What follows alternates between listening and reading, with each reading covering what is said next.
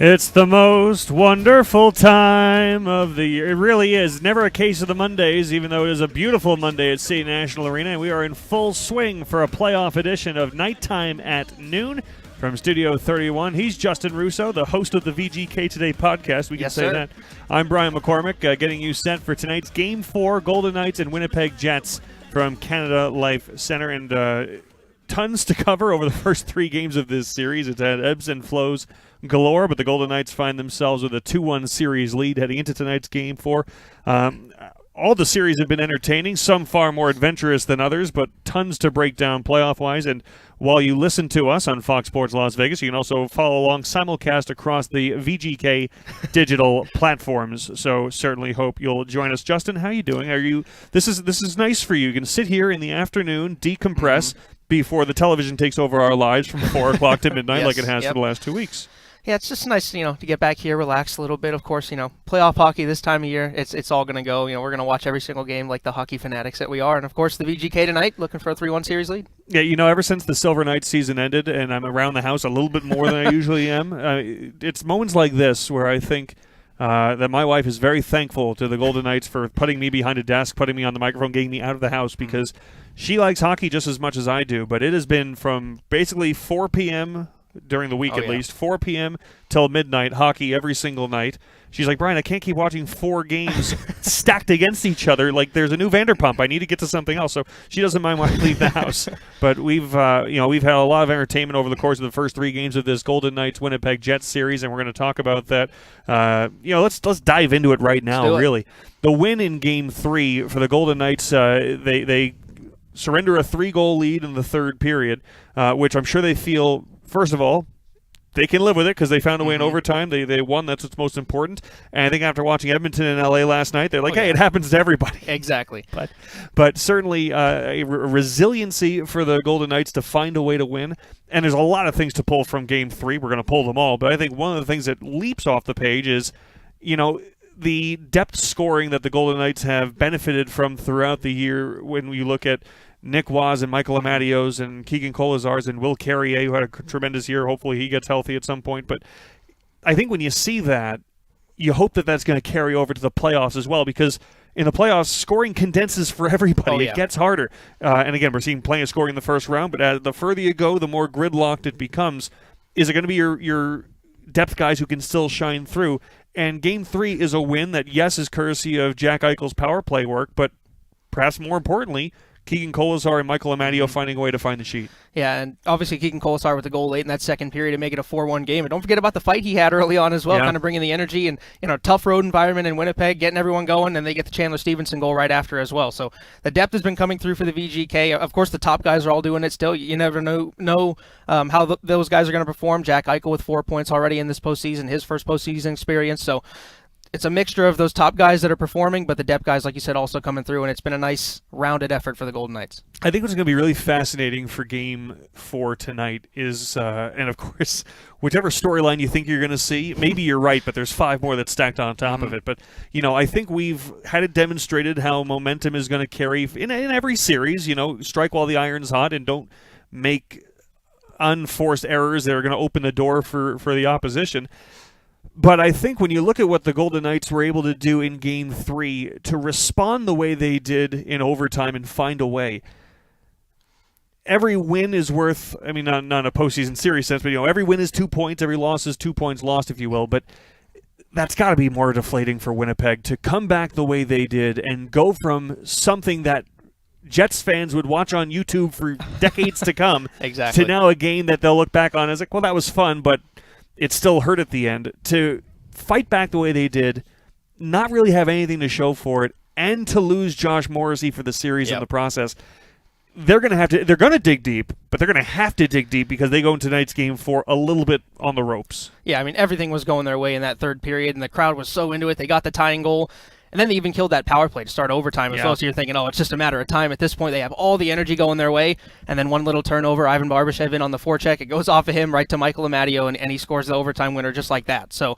yeah, I think extremely deflating for a Winnipeg team who, if they had won that game, you look at that Josh Morrissey loss, and you think, okay, well, at least we got a 2-1 lead. We can try to find a way to rebound from this. But, a good point that I think Darren Elliott brought up after Game 3 was like, they had those 5 guys on defense that played really well despite the loss of Josh Morrissey, right? But how do they sustain that over a period of time throughout the rest of this series? It's one thing to do it in that single game and play your heart out for your guy who just went down, but to do that for the rest of the series is going to be hard to replicate that. And all the more reason why it's important for Winnipeg to win tonight, not to mention, I don't have the statistics off the very top of my head because they're so lopsided you don't need to have them memorized. Teams that go down 3-1 don't fare very well. So for Winnipeg, tonight's not must win. We overuse that term, but they got to win. And for the Winnipeg Jets to not have Morrissey, to have, are there any defensemen on the back end without Josh Morrissey that you really want out there 35 minutes? They've DeMello's been strong, but Pionk's been strong, but the workhorse has gone. So it's a massive loss for them. The one thing that both of these teams have at their disposal tonight, though, is that Game 5 is not until Thursday. So you can empty the tank. If you want to play Alex Pietrangelo 38 minutes tonight, you can do it. Exactly. This is going to be a night where both Rick Bowness and Bruce Cassidy can manage their benches, no holds barred. Let's talk a little power play because it obviously was significant. 2 power play goals, Jack Eichel getting involved. Jack Eichel had 2 power play goals in Game 3. He had 2 all regular season. Yeah. So, first of all, I think the looks that Jack Eichel's getting off the trigger point at the top of the left circle, finding some real estate. But it was, I think we've learned since the midway point of Game 2, Connor Hellebuyck, all-world, absolutely top 5 goaltender in the National Hockey League today. But he's going to struggle with volume just like anybody else does. And Jack Eichel's first power play goal is essentially a broken play. Connor Hellebuyck's reacting to the block shot that didn't get through. And the second one, Jack Eichel, just a great release on a set from Pietrangelo. But if you look at what Hellebuyck has been able to do in Games 2 and 3, if there's volume, if there's traffic, there's going to be rebounds. And I think the bombs away approach for Jack Eichel, I hope he keeps that through Game 4. And I think you listened to Bruce Cassidy after Game 1, and he was pretty candid about, look, we had an opportunity to get back in that game, and our power play let us down. He said that late power play that could have gotten them a chance to get back in that one. It didn't connect for him, and he was pretty candid again about we just need to get shots on goal. We need to stop trying these low percentage passes and just shoot the puck. And I think they heeded that advice in Games 2 and 3. And like you said, that broken play from Alex Pietrangelo comes on a shot attempt. Try to get the puck to the net. You never know what's going to happen. Chandler Stevenson picks it up, and he gets it over to Jack Eichel, and they score a goal. So I think that shooting mentality is going to be really important for them, and obviously it has been very important for them because they're starting to see results on it. But just keep shooting the puck, and like you said, doesn't matter what goaltender you are. If you throw enough pucks on net, things are going to go in. I mean, we saw that even something like last night in the Edmonton game. Zach Hyman just puts a puck on net in overtime, and it goes under the arm of Jonas Korpisalo and in. You never know. And we're going to go through all the series throughout the day because, there's just so much good hockey to talk about. And, of course, as you're following along with Nighttime at Noon with us this afternoon, if you are on the social channels following along, you don't just have to listen to our pearls of wisdom. We'd love to hear yours. Put them in the comments section.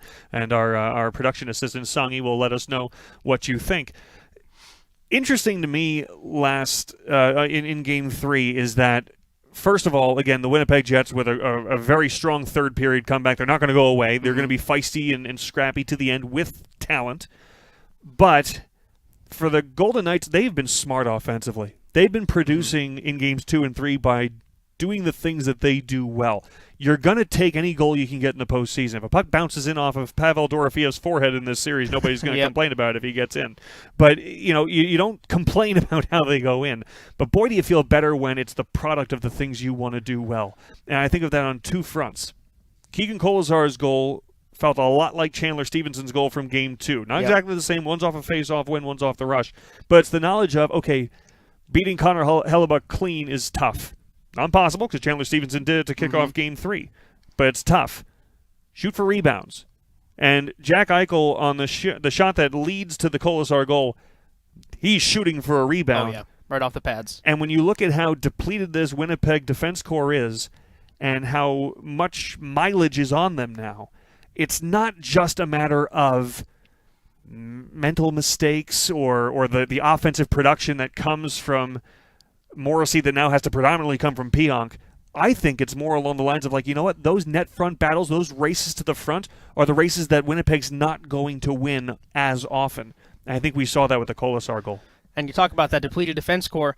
What have the Golden Knights talked about all series, the way they want to play? They want to get pucks behind the defense of Winnipeg. Yes. They want to make them go chase in on the forecheck, and even look at the overtime goal that Michael Amadio scores. They get in on the forecheck, they force a turnover from the defense, and he gets the game-winning goal. So it all starts with trying to get pucks behind the defense, and even more so now with Josh Morrissey, a great puck-moving defenseman.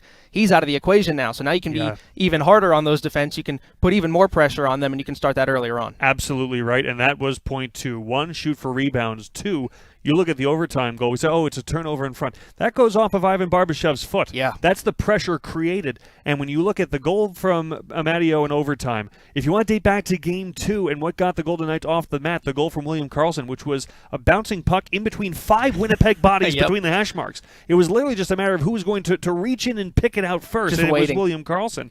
The Golden Knights have done a good job not only just forcing turnovers, but funneling those turnovers to the middle.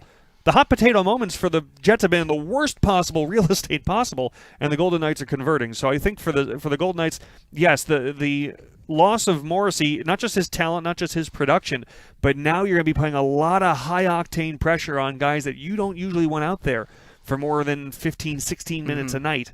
And when your bottom six is creating the pressure, create grade A's off of that, that's a good formula if you can keep that heat on. And I think that's what's most important for Vegas tonight.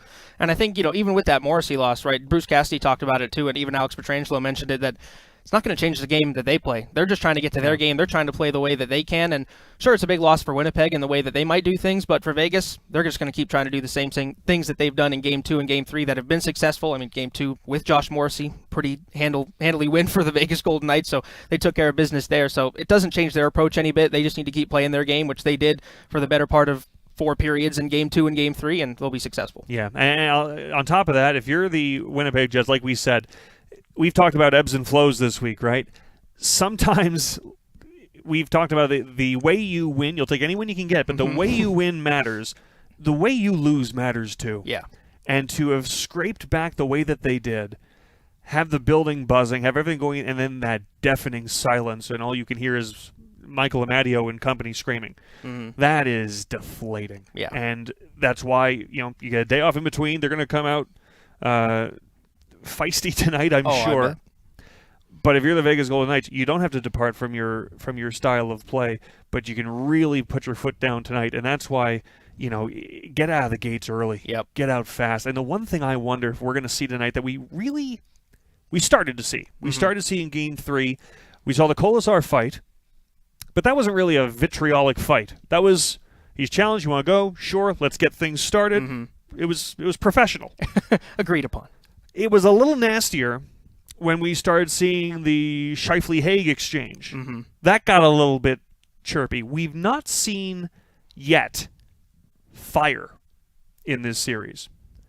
We saw a Game 1 that was Winnipeg getting out of the gates right, and Vegas a little bit off balance, and we didn't get to what we do well yet. Game 2, Winnipeg not wanting to rock the boat, and then waking Vegas up and okay, well, now we've got this. And then kind of the opposite of Game 1 in Game 3, where Winnipeg got to their game in the third period. But we've not seen tone setting. We've seen two teams trying to do the things that they do well, and which is going to override the other. I wonder if we might start to see a little more sandpaper starting tonight with a Jets team that is desperate and with a Vegas team that's equipped for it. If you want to get nasty in this series, and it doesn't have to be straight glove dropping. It can just be open ice physicality. If you want to turn this into crash and bang, Nick Hague and Braden McNabb are happy to oblige. I wonder if that's going to start, because the comparison I'll make is there's a difference between fire and frustration. Fire is useful. Frustration is, I'm going down and I'm taking you with me. Exactly. And if you look at last night, what day is it? Last night, I think, with Boston and Florida. Yeah. Matthew Tkachuk trying to go after Linus Ullmark. That's frustration. Yeah, That's boiling over. This game got away from us. We're starting to separate a little bit, and I got to do something. You look at Minnesota, Dallas, that's fire, and it's great. Mm-hmm. You look at Toronto and Tampa, 2 games that had lopsided scores in that series, but when you see Steven Stamkos and Austin Matthews rolling around on each other, that's not frustration, that is fire. And I wonder if we're going to see a little bit of fire tonight, and who will be the one to dictate that. Vegas doesn't need to depart from what they're doing. Winnipeg, after what they did in Game 3, they don't have to depart necessarily either, but they also had to dig down deep and throw everything they had to overcome that 3-goal deficit, and they don't have anything to show for it. They might be the ones who say, we need to change the tenor of how this series is going. I think if you're the Golden Knights, you can certainly expect that from the Jets tonight, right? Backs are a little bit against the wall, down 2-1. It's a home game. Now, if you lose this, 3-1 going back to Vegas, they don't want that. So I think you can expect a hot start from the Winnipeg Jets tonight. But if you're the Golden Knights, I would take a little bit of that blueprint of what the Jets did in Game 2, right? I mean, the tension after the first period in Game 2 where the Golden Knights had a poor Game 1, and then in Game 2 they started out a little slow, and you're thinking, oh, man, are they going to get it going? Like, what's going to happen here? So if you're the Golden Knights and you can start strong tonight and kind of plant that seed in their mind a little bit, you can kind of run out to that lead and hopefully protect it a little better than they did in Game 3. That's a great point, Justin, because we felt it in Game 2 at the Fortress. I don't care how loud and raucous and ready to go it is in the anthem. It only takes 2 or 3 shifts to make a building very, very nervous, and Canada Life Center is going to have every reason to come in revved up and every reason to be, what are we going to get tonight if the first 3 shifts don't go that way? And that's why come in with ground and pound, get pucks deep, turn defensemen around, and go to work. I think that's absolutely the blueprint to kick off Game 4. But whatever happens in Game 4, I can promise you something. There's going to be a Game 5, and I think you should be at it. Because if you miss Games 1 and 2 at the Fortress for the 2023 Stanley Cup playoffs, it's not too late to get your tickets for Game 5. Tickets for Game 5 are on sale now. Don't miss out on all the fun at the Fortress. For more information, visit our ticketing page on vegasgoldenknights.com or contact our ticketing team at tickets@vegasgoldenknights.com. Tickets@vegasgoldenknights.com. We're going to hop out. When we come back, we got some audio this morning from Gary Lawless, who caught up with Nick Hague to get his feelings, get the temperature of the locker room heading into the all-important Game 4 tonight at Canada Life Center. And, well, as you prepare for tonight, make sure you're thinking about tonight's Stadium Swim watch party as well. We'll tell you more about that on the other side of the break as well. Justin Russo, Brian McCormack, here with you, nighttime at noon on Fox Sports Las Vegas.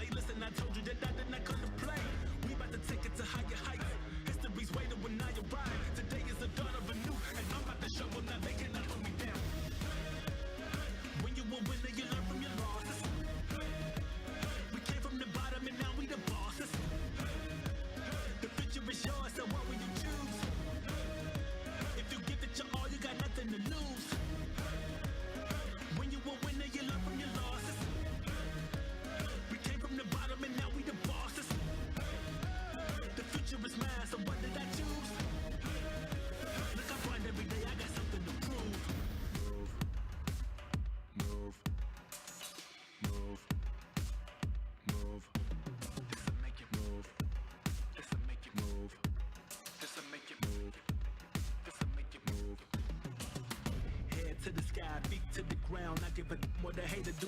If I do not try, then I will have failed, and I can't afford not to make a move. I was told I was not good enough. I was told I was not capable. I had to sit and just ask myself, what you gonna let this make of you go? Everything that I've been working for is right in front of me. I will not ever let go. Using negativity as energy for me as I travel alone on this road. They didn't see the vision, they didn't understand. I went the distance, no helping hand. Now my gift got me sitting on top, and I'm about to show up, not thinking, not hoping then. Golden Knights fans, Game 4 is tonight in Winnipeg, but you can celebrate right here in the Vegas Valley. Cheer for your Golden Knights at tonight's watch party at Circa Stadium Swim. Doors open at 6, game starts at 6:30. The evening will feature giveaways, raffle prizes, including VGK Authentics items and 2023 Stanley Cup playoff tickets. Fans wearing VGK gear will receive free entry, and all guests must be 21 and over. For more information, visit VegasGoldenKnights.com. VegasGoldenKnights.com. Back on Nighttime at noon, along with Justin Russo. I am Brian McCormack, getting you set for tonight's Game 4 in Winnipeg. Golden Knights have a 2-1 series lead after victories in Game 2 and Game 3. And, you know, we talked about for the Golden Knights right now, they are not only playing their brand of hockey, overcoming some adversity and the positives that come with that. They've got a lot of different names, big names on the score sheet, so everyone feels engaged, involved in this series. And predominantly, they are as healthy now as they were when the series started. You look at the Winnipeg side, we talked about the absence of Josh Morrissey. We also did not mention some of the other missing pieces, Nikolai Ehlers. And looking at, as we give you up-to-the-minute updates, I say up-to-the-minute, I'm reading something that happened 3 hours ago, but Mitchell Clinton is the Jets team reporter for WinnipegJets.com, so I'd say probably Gary Lawless comparable. Mm-hmm. And he said what the line rushes were from this morning for the Jets. Logan Stanley drawing in to make up for the absence of Morrissey. But Nikolai Ehlers did not skate this morning. Wow. Cole Perfetti is still in a non-contact jersey, and Rick Bowness has mentioned this week that's possible they could go with 7 defensemen, but Logan Stanley drawing in is one of the adjustments made for a Winnipeg team that's missing some horses. And you talk about one of the differences between the Golden Knights and Jets in this series, even before Josh Morrissey got hurt. Back end for the Golden Knights has been a really strong point for this team all season long, and the fact that they're all healthy and going right now in this series is huge for them. And, you know, guy that we're going to hear from in just a moment, Nick Hague, a big part of that as well. Again, providing some of that physicality, too, that we mentioned in that first segment as well. Just not afraid to get out there, get his hands dirty. We saw the fights that he's had this year, especially towards the end of the year. So one of those guys to look for tonight if Winnipeg does come out a little aggressive. That's one of the areas of the game for the Golden Knights that probably they would want to address a little bit more after Game 3, where Winnipeg, you look at their comeback effort, zone entry is a little cleaner, the Nino Niederreiter snipe. Of course, you always have to be mindful of Mark Scheifele, of Kyle Connors, Kyle Connor has better success against the VGK than anybody, it feels like. And increasingly, we now have to recognize a guy who we thought would probably be a role player but has much more impact is Adam Lowry, who has not only been producing, but he's producing a heck of a lot from the middle, including the game-tying goal in Game 3. And if you're looking at the back end for the VGK and those scrappy types and big burly types, Nick Hague among them, you know, if you're clearing the front, you're probably clearing Adam Lowry in this series. Yeah, Adam Lowry, 4 goals this series. I mean, who would have thought that before the series started? 4 goals in 3 games for Adam Lowry, and especially that big one in Game 3, right in front of the net. And, you know, the big thing, though, for the Golden Knights, you know, I heard Bruce Cassidy talking after Game 3, and he was talking about, especially for that third period, he didn't feel like it was really a terrible period for them anyway. He just felt the Jets were pretty opportunistic with the chances they got, just a few things they could have fixed here and there, but overall a pretty good period, which is why I think they had confidence going into overtime and moving forward in this series as well. And Winnipeg had 17 shots in the third period, so you say there's opportunistic, absolutely. There's also desperate, and sometimes you don't have to beat yourself up for facilitating a desperate team being desperate. Sometimes desperation works. And that was the Jets giving their best shot and the Golden Knights finding a way on Michael Amadio's overtime winner. So as we broke that down, you know who breaks it down even better, the needs of the back end? It is Nick Hague, and he caught up with Gary Lawless earlier today. Let's give a listen. Here with Nick Hague in the visitors' dressing room at Canada Life Center in Winnipeg. Pretty tight quarters in here, and with all the reporters, it's tough to move around, isn't it? Yeah, it gets tight. The dry stall area is a little tight too, but it's all right. Yeah, we're especially when the media is in here. It's a lot of people hanging around and trying not to step on any toes coming off the ice. Some pretty cool Vegas Golden Knights moments in this room, though. In 2018, you've seen the picture. In 2018, after they won the Western Conference Final, took a picture with all the guys in here with all the hats on. Yeah. It's a huge moment in team history. Yeah, I've seen the photo. Yeah, definitely really cool. First year, the run that they had, and some of the guys were talking about how playing here in the playoffs and how intense it can be, and we definitely saw that. I'd say a little bit there. What'd you think of the whiteout?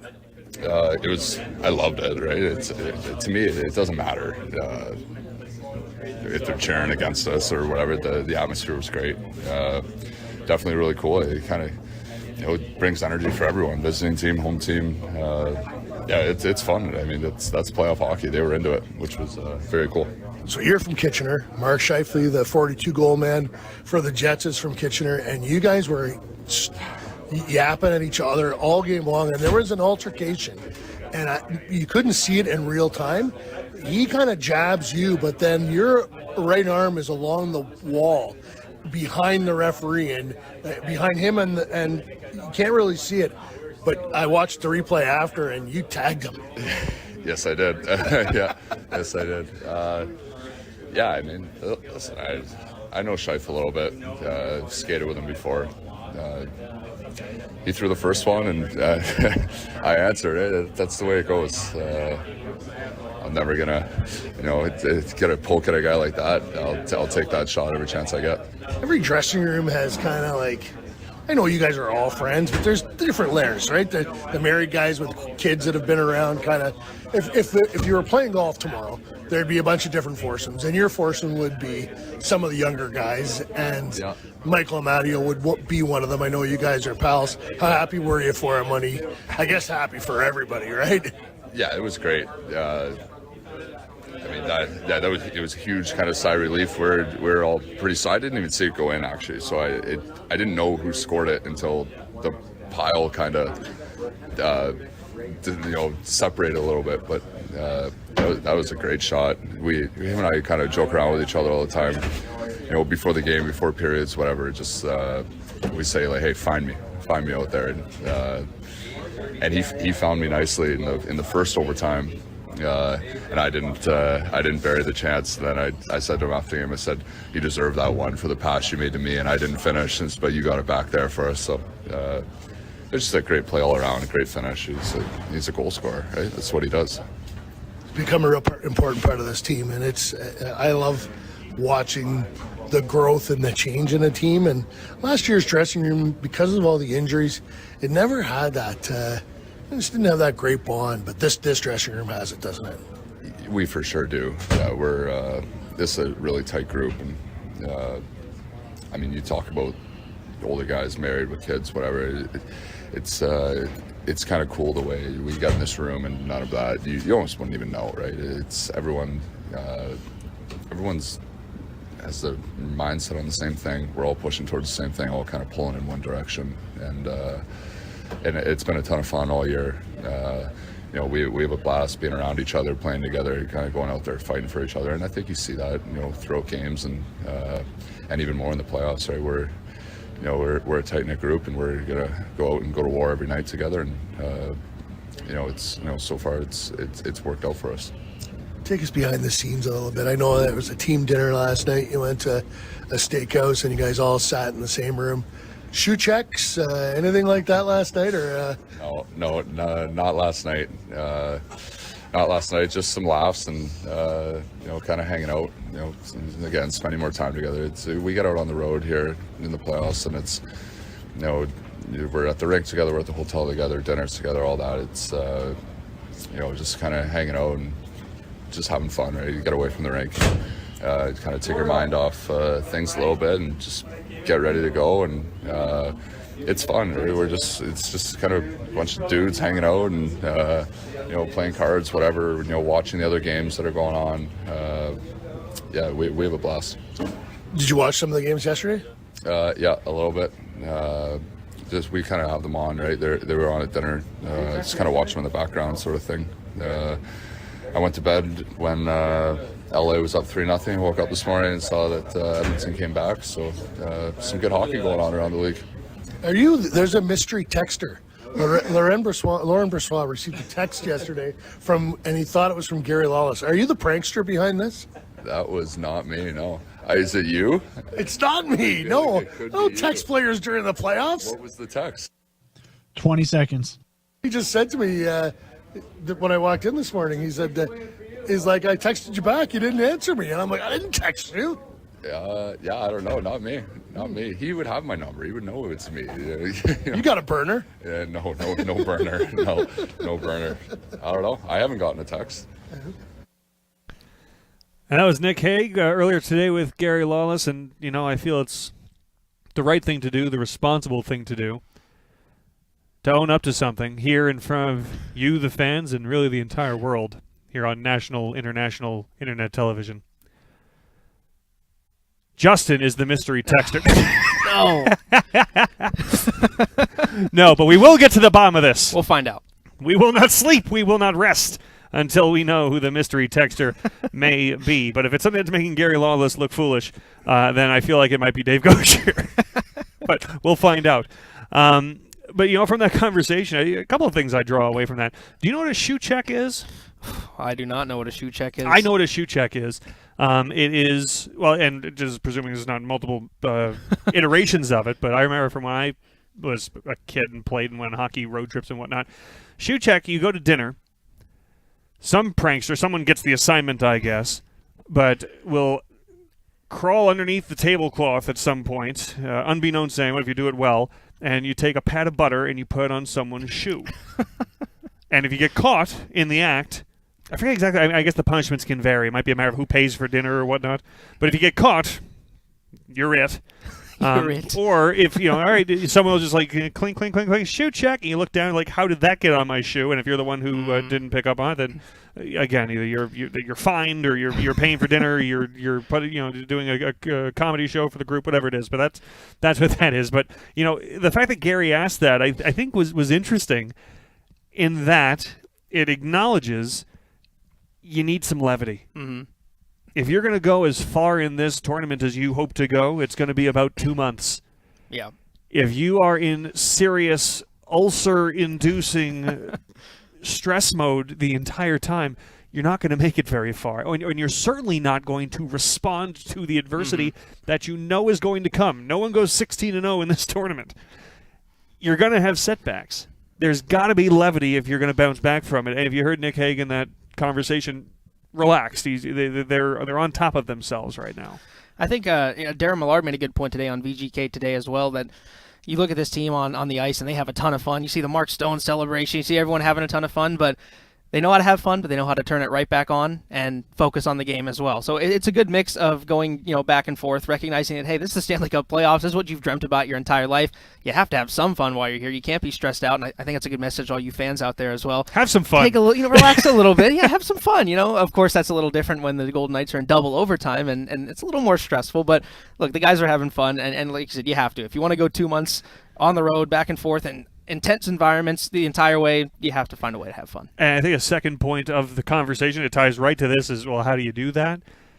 Nick Hague said, I'm watching the games. There's great hockey going on. I have no idea. Not a clue. I'd be curious to know, honestly, if Bruce Cassidy has an opinion one way or the other. If he tells the guys, hey, block out all that other noise, we're just worried about ourselves, or watch as much hockey as you can. I think I honestly, what locker room am I in, so what do I know? But personally, I think I would want the guys watching as much hockey as they want. Mm-hmm. They're going to force them to watch it either, but hey, have the games on, enjoy, because it adds to the levity, adds to the fun. But on top of that, misery loves company. Oh, yeah. Right? Misery loves company. In this atmosphere, if the Golden Knights were to lose Game 3, they didn't get the bounce. Adam Lowry is the one who gets the game winner in overtime in Game 3. If that happens, you can stew over it. You can toil over it. You can say, and you might be right, you might have that emotional fortitude to say, hey, it's over, it's in the past, we can't change it, we move on to Game 4. Not every person can do that, right? Some people are going to hang on to it a little bit. But if you felt that way, and then you watched Edmonton and LA, you say, you know what? This is tough on everybody. Yep. Everyone has a setback. I think it's actually really humanizing to something that is so narrative-driven to look at these games and be like, either A, hey, look at the show those guys put on. We're going to have a moment like that too. Or, hey, everyone's going to stub their toe at some point. I think it actually adds a little perspective. And I know as a fan, I am having that experience where you'll watch the Golden Knights and you'll be like, all right, we won Game 3, got through that one, great.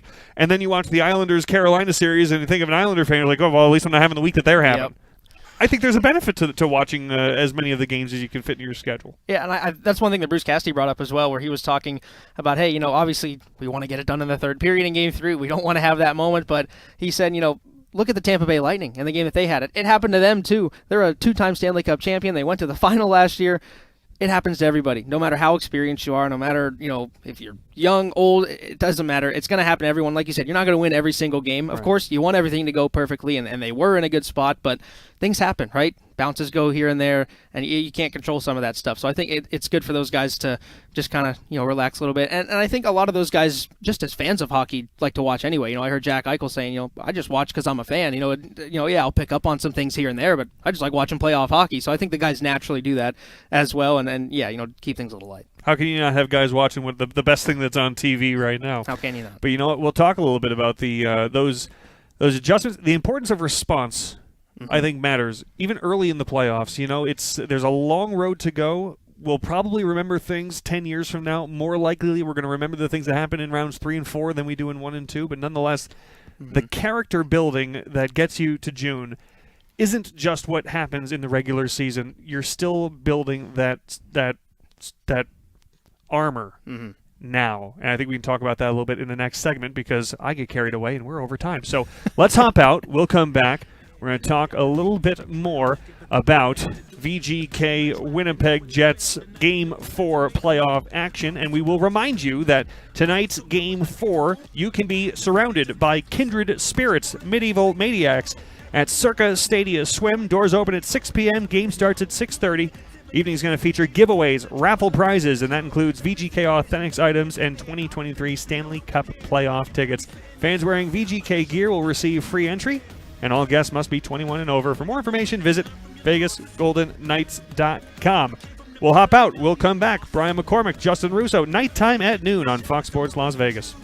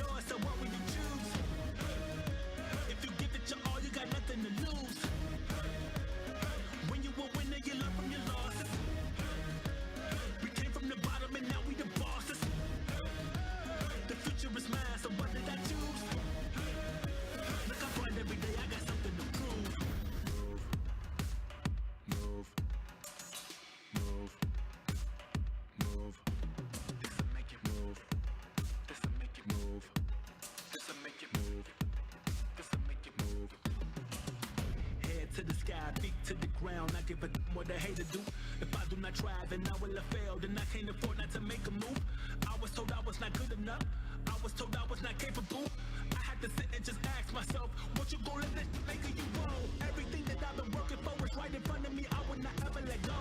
Using negativity as energy for me as I travel alone on this road. They didn't see the vision, they didn't understand. I went to this is no helping hand. Now my gift got me sitting on top. Back here on Nighttime at Noon on Fox Sports Las Vegas, and seeing as though I introduce every other podcast, I might as well tell you about the Vegas Golden Knights, that they have made their return to the Stanley Cup playoffs, and to be sure to stay updated by tuning into the all-new VGK Today podcast. Each episode of VGK Today will be hosted by a Golden Knights broadcaster that consists of recaps, previews, interviews throughout the entirety of the team's journey in the 2023 postseason. New episodes will be available every morning, so listen as you start your day. You can catch VGK Today by visiting your favorite podcast outlet. Welcome back here. Nighttime at Noon. Justin Russo, Brian McCormack with you here. Game 4 tonight for the VGK in Winnipeg. And don't forget about the watch party. Stadium Swim, Circa, a big one here for the Vegas Golden Knights. You're going to make sure you're going to be there. Absolutely. I mean, it's the biggest screen I can think of in town, so you might as well get down there.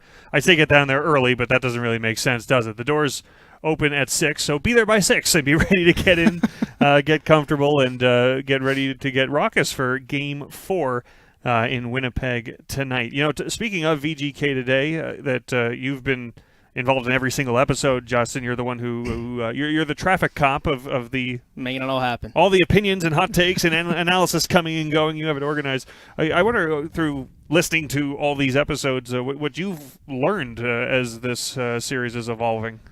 Yeah, and it's great to hear the perspectives of everyone, right? You know, we've had essentially every VGK broadcaster on, so it's fun to just hear their different perspectives in terms of whether it's a preview to the game or a recap of the game and just kind of how they see it. But, you know, I think for me, in terms of just seeing some of that smaller stuff, right, where, you know, maybe you don't pick up on it as the game goes along in terms of the game reviews and kind of picking up on how the VGK are playing, on how the momentum is swinging. You had a great episode on how the momentum was swinging in the series as well, and kind of the storylines that go along within the series rather than just looking at the box scores as well. So it's been great so far this past week, and you're going to get a great recap or a preview or whatever. Great analysis of every single VGK game with every episode. I always think that just being around this building as much as I am, not many organizations have as many experts under one roof as we have.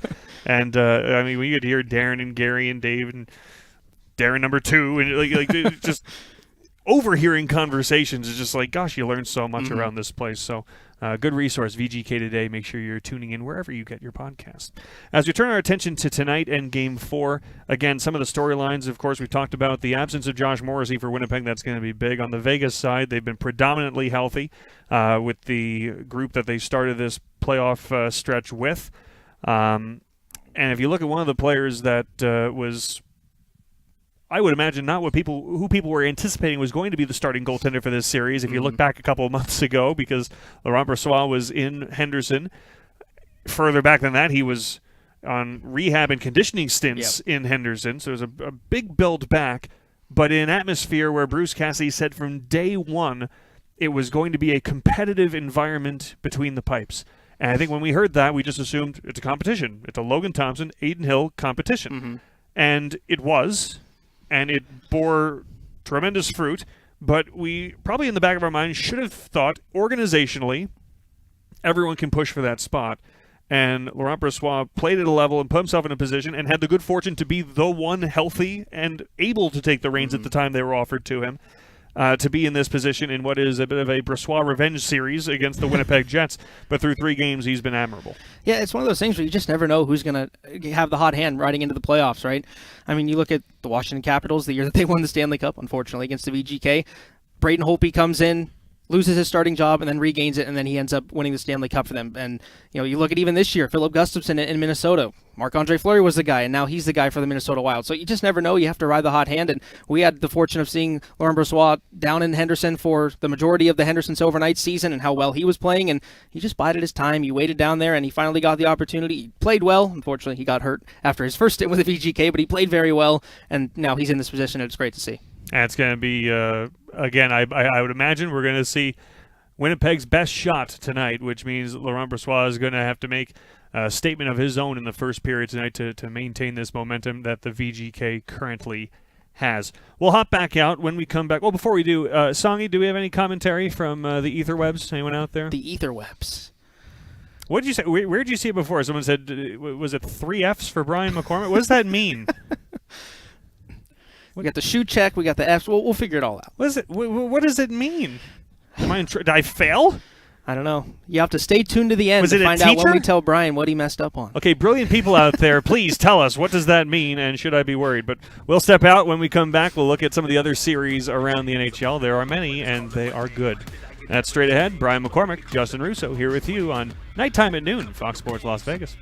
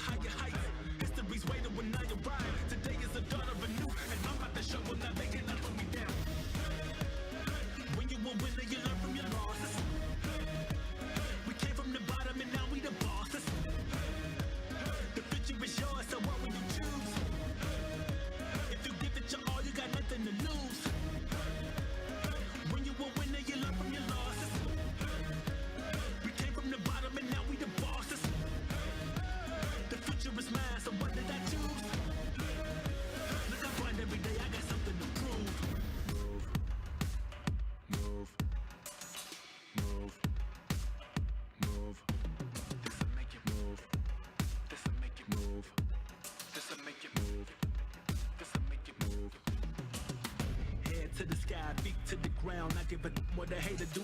If I do not try, then I will have failed, and I can't afford not to make a move. I was told I was not good enough. I was told I was not capable. I had to sit and just ask myself, what you gonna let this make you roll? Everything that I've been working for is right in front of me. I would not ever let go. Using negativity as energy for me as I travel alone on this road. They didn't see the vision, they didn't understand. I went the distance, no helping hand. Now my gift got me sitting on top, and I'm about to show up now. They cannot hold me down. When you a winner, you learn from your losses. We came from the bottom and now we the bosses. The future is yours, so what will you choose? If you give it your all, you got nothing to lose. When you a winner, you learn from your losses. We came from the bottom and now we the bosses. The future is mine, so what did I choose? Look, I grind every day, I got something to prove.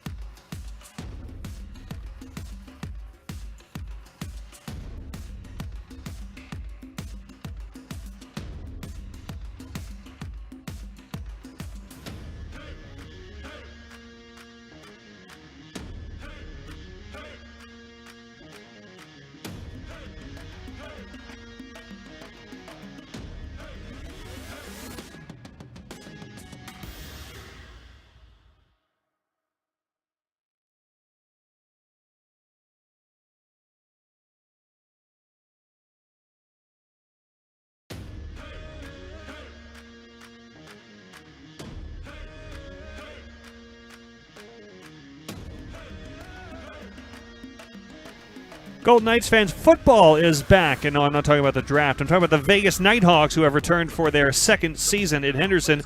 Become part of the Nighthawks family. Don't miss out on the action at the Dollar Loan Center in Henderson. Full season memberships start just $15 per ticket and per game. For more information about tickets, venue, parking, and more, visit nighthawksfootball.com. nighthawksfootball.com. Back on Nighttime at Noon, I'm Brian McCormack. He is Justin Russo with all your Game 4 prep and overall playoff conversation, and there's much to talk about. First of all, as we mentioned, tonight is the watch party for the Golden Knights at Stadium Swim, Circa Stadium Swim. That's at 6 p.m. Doors open, 6:30 puck will drop at Circa Resort and Casino. So make sure you get down there for all the VGK fun. There will be raffles, there will be giveaway, and there will just be an overall ridiculous atmosphere amongst fellow medieval maniacs. Game 3's watch party at the Dollar Loan Center on Saturday was fun. Saw a lot of people down there that afternoon. That was fun. I mention that now because the Nighthawks football turf was down for that day, and there were kids running around, which is that's great too. Now tonight's watch party, let's just make sure we're clear on this for Game 4. That's for 21 and over. But if there are more watch parties in the future like the one that was at the Dollar Loan Center, that's big for parents. Because you can have your kids running around on the turf exhausting themselves while you watch a hockey game and don't get have to play 20 questions. So I think there's value for everybody. Great for everybody. That'll be fun for tonight at Stadium Swim for those who are age appropriate. As we wrap up our final segment of Nighttime at Noon, again, we've talked a lot about tonight's Game 4. Why wouldn't we? But there's been just so much good hockey over the last week. Oh, yeah. And I think it's actually kind of ironic. And at the trade deadline, we talked so much about the arms race in the East, how everybody was loading up. And maybe for those teams that did load up, maybe what we're seeing now is just that it worked. Boston has a 3-1 series lead. Florida's been scrappy, but Boston's up comfortably. Carolina's, aside from taking a dip in Game 3, they've been pretty much in charge of that series throughout. I think the Rangers and Devils, Rangers dominated the first 2 games. Game 3 felt kind of coin flippish. We'll find out more about that one tonight. Toronto and Tampa has been a 2 lopsided games, but lots of anger in between. The West, last night with LA and Edmonton was great. I think Minnesota-Dallas has probably been my favorite series for entertainment value across the board so far. And Colorado-Seattle's probably the one I've watched the least of, but again, look at an underdog letting a team off the ropes a little bit, like maybe LA did last night. Colorado's looking more Colorado-esque with each period of this series, and you know, Nathan MacKinnon is now in the fight. Yeah, all 3 of the Western Series outside of the VGK have been amazing. I think a lot of them, too, it's that element of that back and forth, right, where we've seen a lot of the Game 3s be so important because the first 2 games, they seem so split down the middle, right? You know, and that out east as well with Tampa Bay, Toronto, where they split the 2 games, each put up 7 goals, and then you get to that intense Game 3.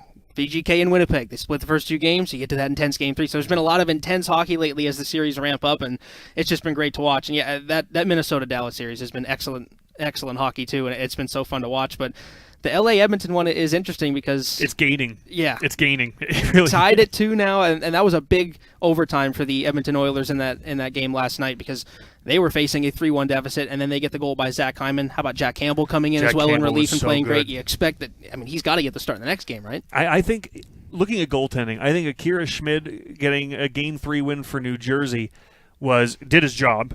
And a young guy playoff debut at Madison Square Garden in Game 3 played well. I felt a lot of talk about him was like, I think he didn't get as much action as he should have. And there was a lot of pucks that missed the net. That less of a storyline to me than Jack Campbell coming in last night, and he did something. He had a couple of great A's. He looked phenomenal. And I think despite it's funny how in a series there are going to be some games that just, hey, we lost that game. It's not a matter of going. We don't have to break it down. We just lost that game. Move on. Game 3, Minnesota-Dallas. Minnesota dominated that game. But even with a 5-1 result in that contest, like, has there been a better goaltender in the playoffs so far than Jake Ottinger? Oh, no. It's really hard to pick someone who, at the very least, hasn't been. If not, I don't have the numbers in front of me. If it's not him there, it certainly is him in the sense of moment-defining stops. Yeah. And you saw that reaction from the Minnesota bench in the last game, too, where there was that last-minute save that he made to preserve the lead. On Johansson. Yeah, on Johansson, yeah. And the bench just going, oh, my what God, do we how did he have not to save? do? Yeah.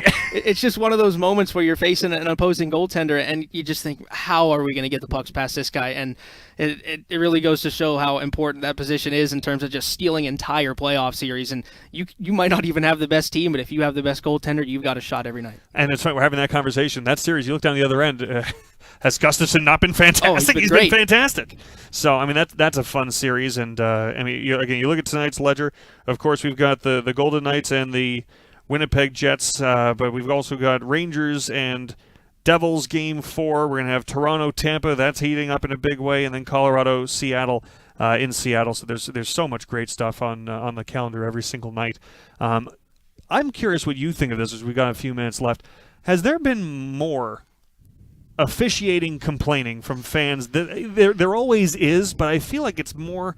I mean, I'm feeling more of a we've got to do something sense than I have in the past, and it feels a little dramatic to me. There's been calls I haven't liked, but I hear calls like, we need a third referee in the stands. No, we don't. I don't think we do. That's always elevated in the playoffs, right, when everything's so magnified, but especially when you hear Sheldon Keefe mention it for the Toronto Maple Leafs, too, kind of insinuating that, hey, maybe Tampa's getting some calls because, they're on the side of the refs or something. So, and Sheldon's saying that because he wants to get 3 calls tonight, and we're going to see if it works. It's a little gamesmanship, right? You want to go both ways. You want to do whatever you can for your team, but I think that's kind of the narrative, right? When the players are saying it themselves, of course the fans are going to. And I don't want to lose the gamesmanship. That's part of it to me, just like I don't want the same strike zone every single night. If an umpire has his own interpretation, now not broadly, of course, but this guy calls a low strike, that's going to dictate the game tonight. I don't want an eye-in-the-sky referee who's seeing 2 guys jabbing at each other 20 feet behind the plate. Again, there's going to be calls missed. My opinion on this will completely change tomorrow, depending on what happens tonight. But I've found that to be a strange thing. Or Sean McIndoe, Down Goes Brown on Twitter. Yeah. The missed high stick in overtime between LA and Edmonton is like, did it change the game? Did it change that play? We didn't even know until we watched it 5 more times.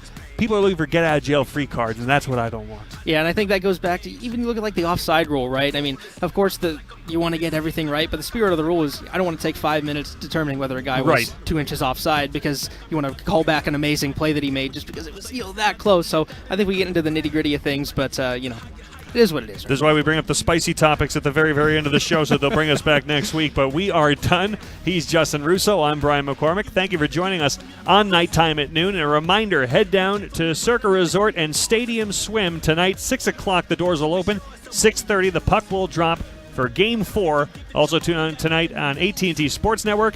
And join the VGK Insider Show this afternoon to get you ready for Game 4. This is Nighttime at noon. Thanks for joining us. We'll see you next week.